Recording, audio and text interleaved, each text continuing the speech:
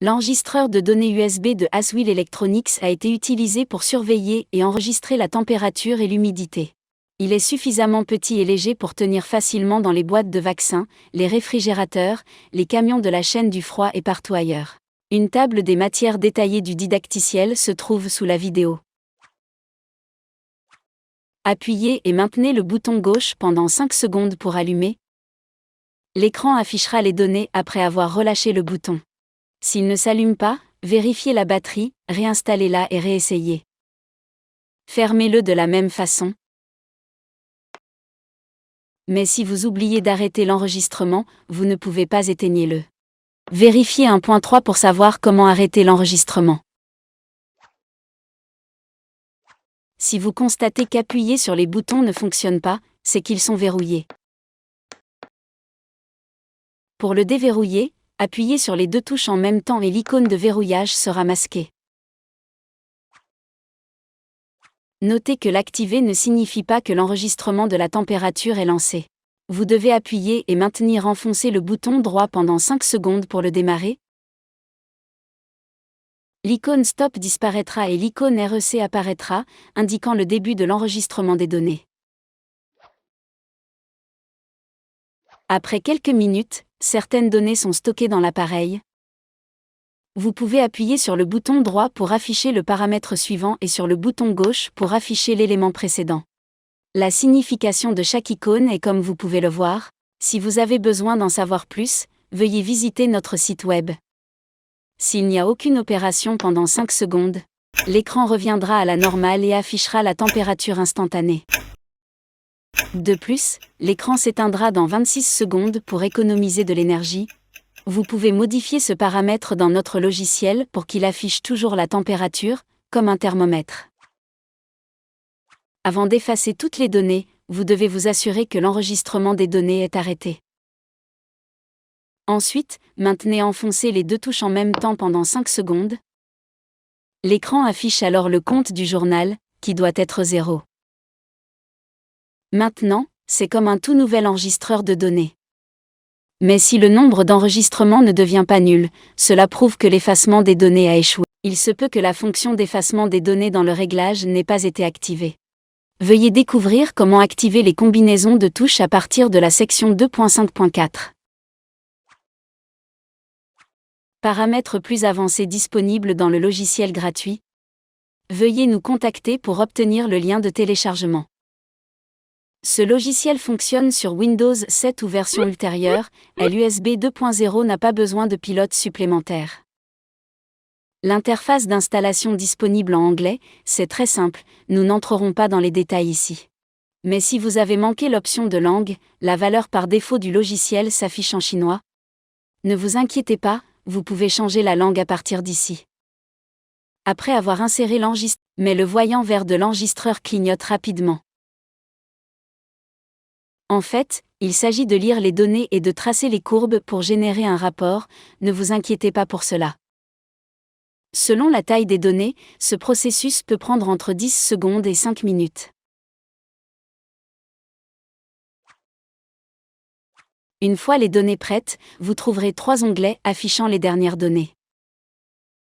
Le premier onglet affiche des informations de base sur l'appareil, sa configuration et un résumé des données. Le deuxième onglet montre les courbes de données. Le dernier onglet affiche les données brutes, et vous pouvez accéder aux rapports PDF et aux données originales à partir d'ici. Ce qui précède concerne les données les plus récentes. Nous couvrirons l'onglet des paramètres plus tard. La dernière est la liste de toutes les données, qui est similaire aux données les plus récentes, mais affiche tous les trajets. Vous pouvez cocher un trajet en double-cliquant dessus dans cette zone, ou faites un clic droit dessus pour le supprimer, le renommer, l'enregistrer et le visualiser. Et obtenez des rapports PDF professionnels à partir d'ici. Les données brutes sont ici au format PDF, mais aussi au format CSV ou TXT, voire section 2.5.3. Dans un rapport PDF, la première page montre le résumé, et les pages suivantes sont les données brutes. Les fichiers au format CSV et TXT ressemblent à ceci. Veuillez savoir que les U114B et U114 les moins chers ne proposent que des fichiers TXT.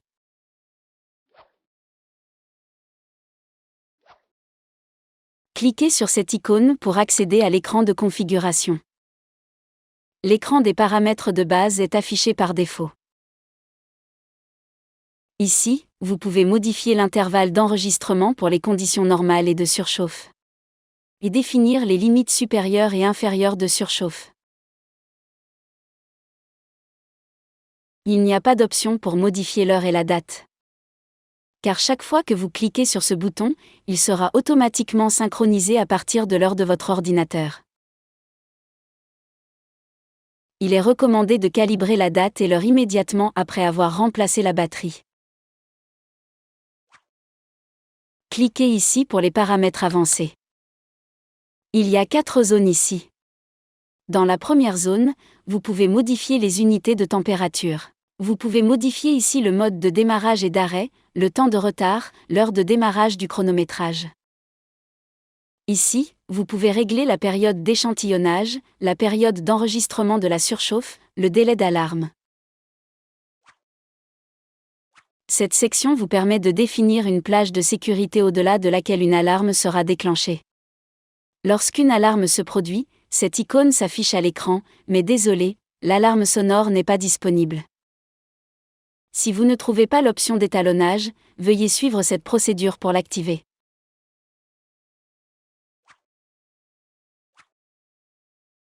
Cette section vous permet de choisir la langue et le format de fichier de votre rapport. Vous devez reconnecter l'appareil à l'ordinateur si vous modifiez ces options, afin que les rapports soient régénérés en fonction des nouveaux paramètres. Vous pouvez accéder aux fichiers à partir de cet appareil, tout comme une clé USB, même si vous ne disposez pas de ce logiciel. La dernière section offre plusieurs options. La première option détermine l'action suivante lorsqu'elle atteint sa capacité maximale. L'option enregistrement en boucle continuera l'enregistrement en écrasant les données existantes, une autre option conservera les données existantes et arrêtera l'enregistrement. Cette option détermine si les enregistrements existants seront effacés ou non après avoir cliqué sur le bouton Enregistrer les paramètres. La troisième option est activée par défaut, ce qui signifie que chaque fois que vous démarrez un nouvel enregistrement, un nouveau trajet est créé. Cependant, si elle est désactivée, un seul voyage sera enregistré et les données existantes seront effacées de façon cyclique. Cet élément vous permet de désactiver ou d'activer la fonction d'effacement des données de la combinaison de touches. Le dernier élément vous permet de décider si l'écran doit toujours afficher la température ou s'éteindre automatiquement après 26 secondes. Après avoir modifié les options, vous pouvez cliquer ici pour enregistrer les nouveaux paramètres dans l'appareil. En outre, vous pouvez cliquer ici pour créer un nouveau modèle, il sera enregistré ici. La prochaine fois, vous pourrez sélectionner un modèle existant à partir d'ici pour configurer les enregistreurs. C'est tout pour la configuration et les rapports. Nous vous invitons à visiter notre site web pour plus de produits. Merci.